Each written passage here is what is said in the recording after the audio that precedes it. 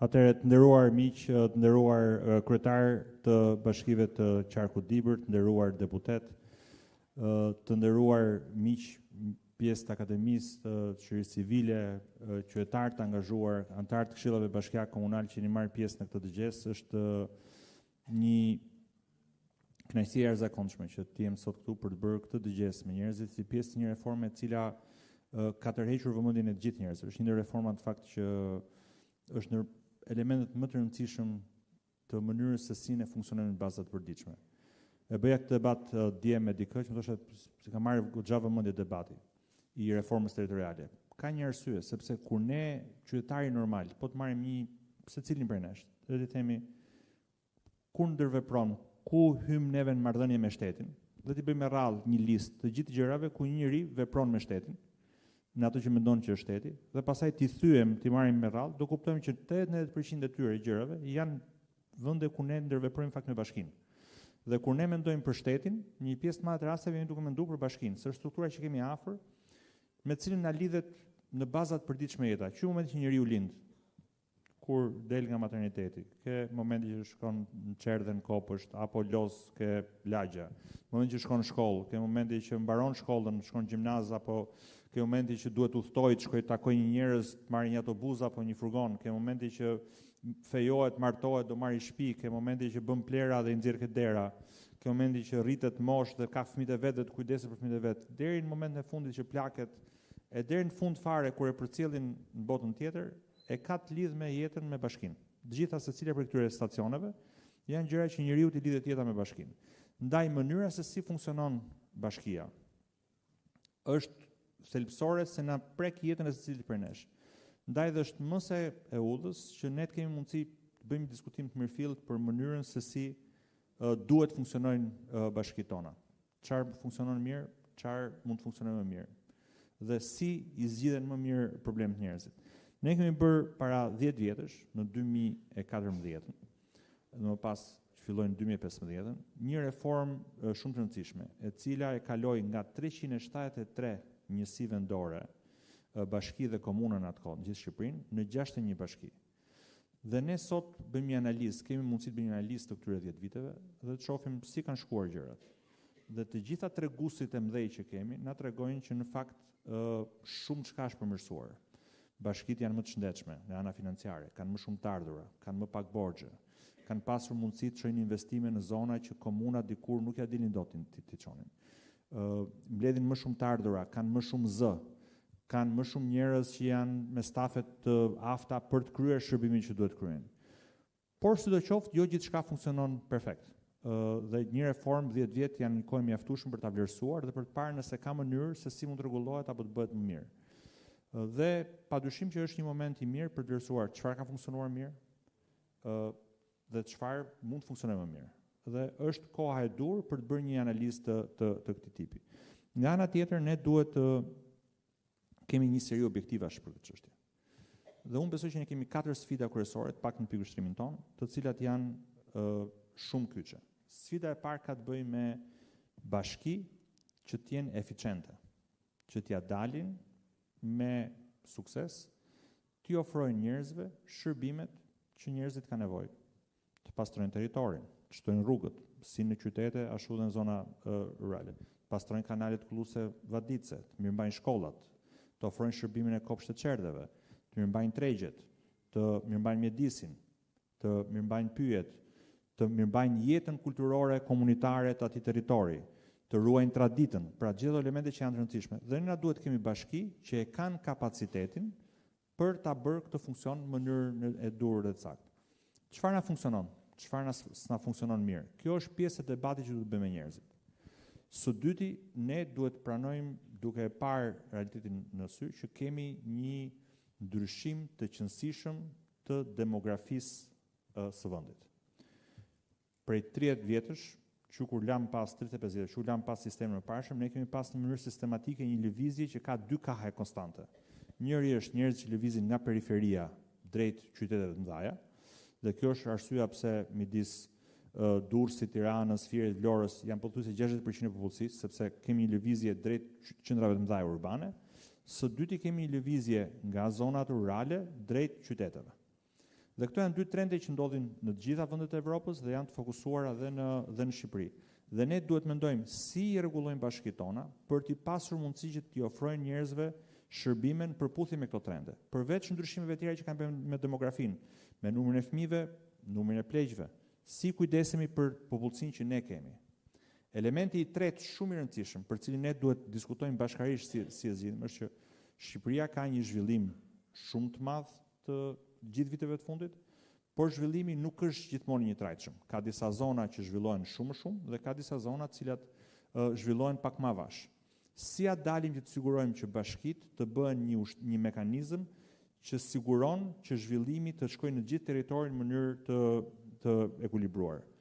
Dhe kjo pikë e tretë na lidh me ato që unë besoj që është sfida e katërt dhe më e rëndësishmja se të gjitha këto, që ka të bëjë me momentin historik në cilin Shqipëria gjendet. Sot morëm një lajm të mirë nga Brukseli për fillimin e mbylljes së procesit negociatave. Dhe me datën 26 të bëhet takimi i parë ndërqeveritar për të filluar dhe diskutuar mbylljen e negociatave. Shumë interesante ishte që në ato dokument, në mënyrë specifike, flitet dhe për reformën territoriale. Që do të thotë, ashtu siç kemi thënë rregullisht, teksa reforma territoriale nuk është një ndër kërkesat që Bashkimi Evropian ka për Shqipërinë, është shumë e rëndësishme që ne të përgatitemi për atë që po ndodh përpara. Në 2027 Shqipëria do të mbyllë negociatat me Bashkimin Evropian. Dhe në 2029 Shqipëria bëhet një vend anëtar. Në atë moment Shqipërisë i hapen një seri programesh të rëndësishme, si programi i Fondit Kohezionit Social dhe programi i fondeve strukturore, janë dy mekanizme që Bashkimi Evropian ka për të financuar zhvillimin e territorit.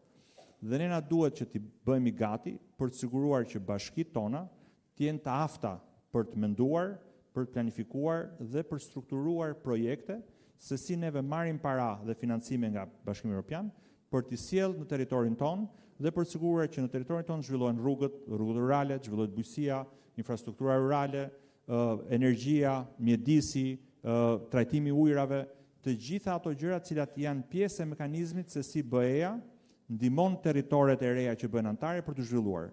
Por kjo ka dy krah. Njëri ka është çfarë bën BE-ja për zhvillimin e territorit, ka tjetër është sa të aftë jemi ne për të strukturuar projekte dhe programe me stafe të afta për të përthithur këtë lloj financimi.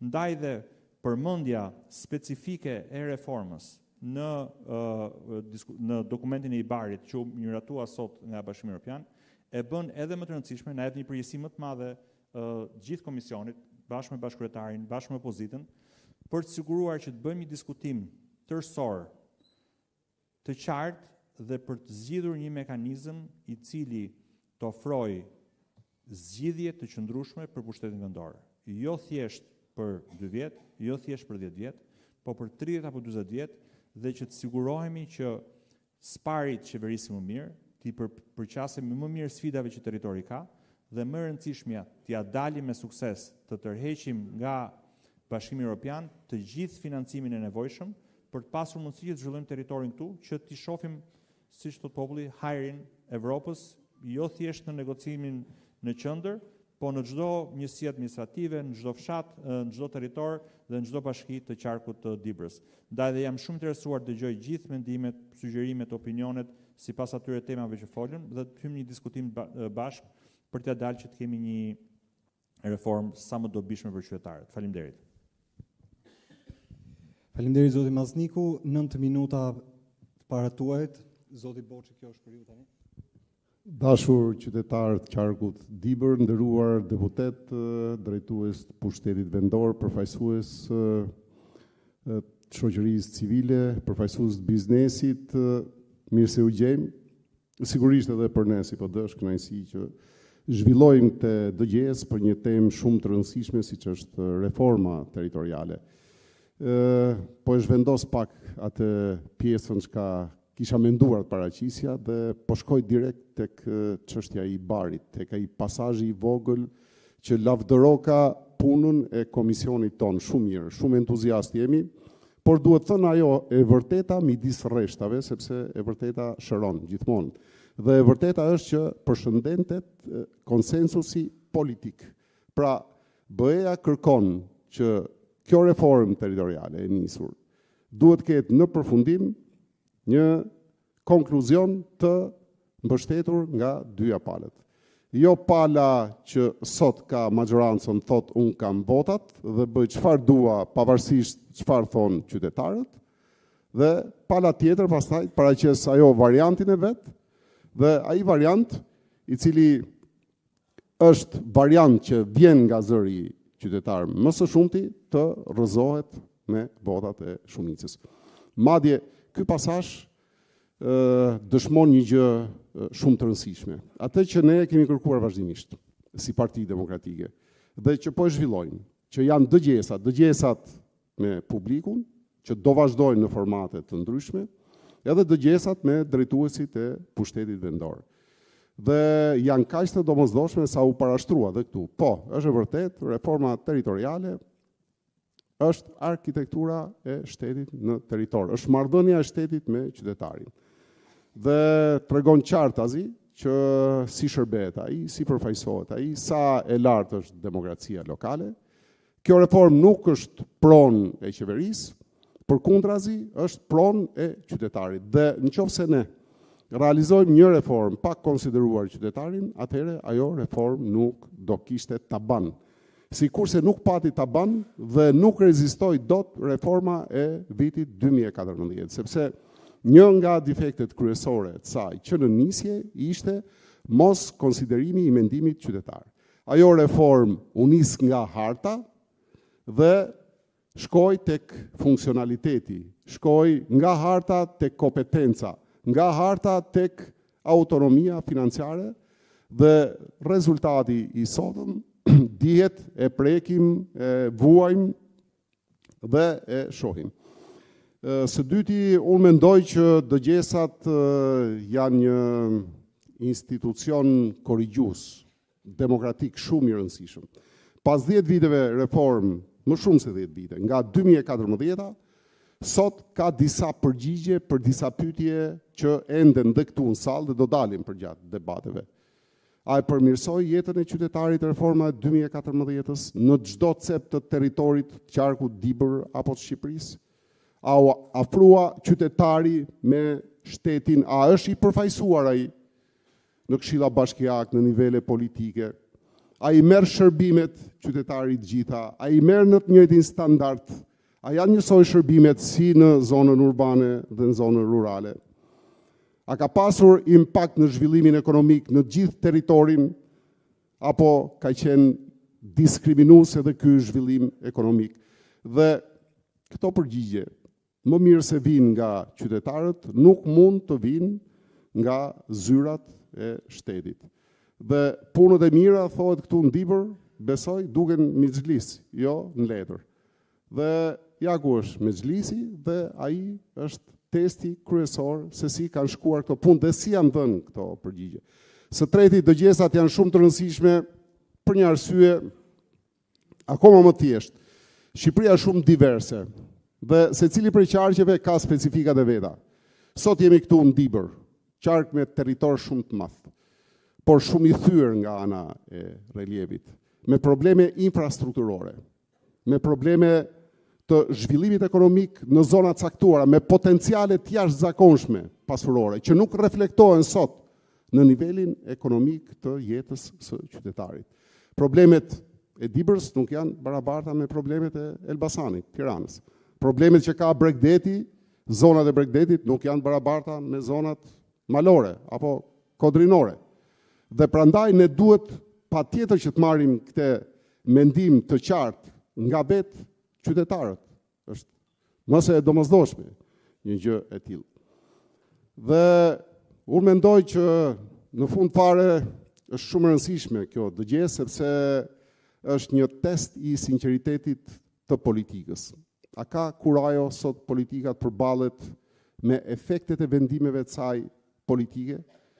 Dhe këtu dalim tek ai problemi që u shmang pak, por që diskutohet, tek problemi kryesor. Ne sot jemi në një reformë pas 12 vitesh. Reformat nuk bëhen kaq shpesh, se ngelem në regjim reformash fjalën reforme kemi përdorur kaq shumë dhe kemi dëgjuar kaq shumë sa na ka lodhur.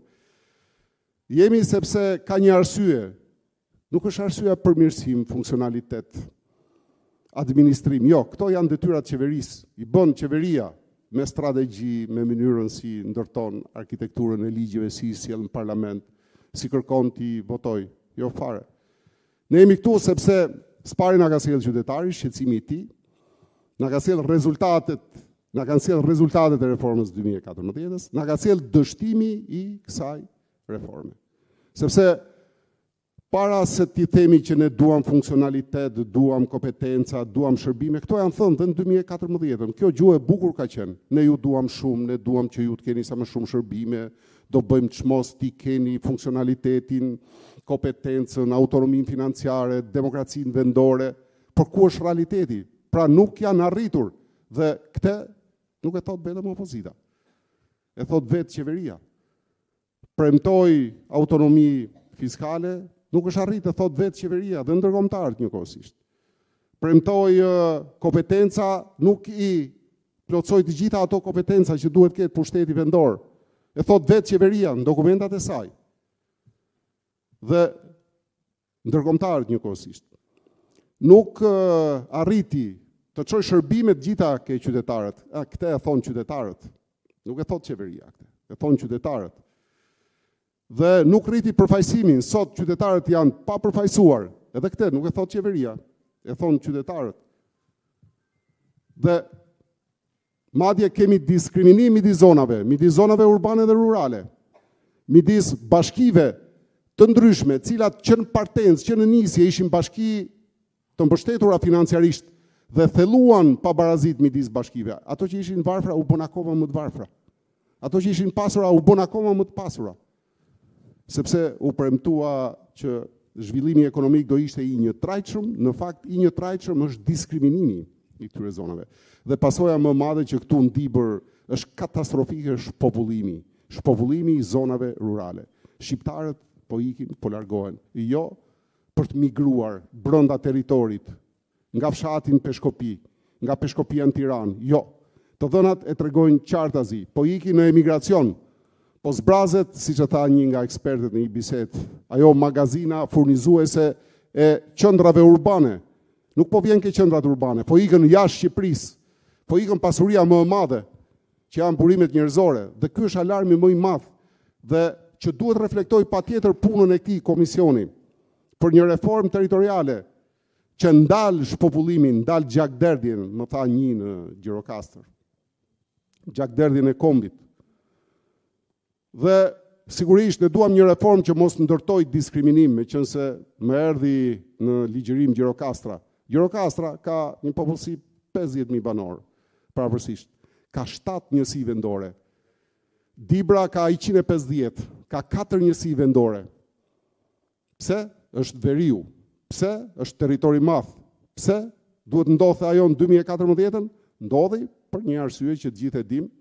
Nisi si administrative reforma 2014 dhe përfundoi si politike, hard politike, që ndryshoi brenda një nate, shtoi 14 bashki.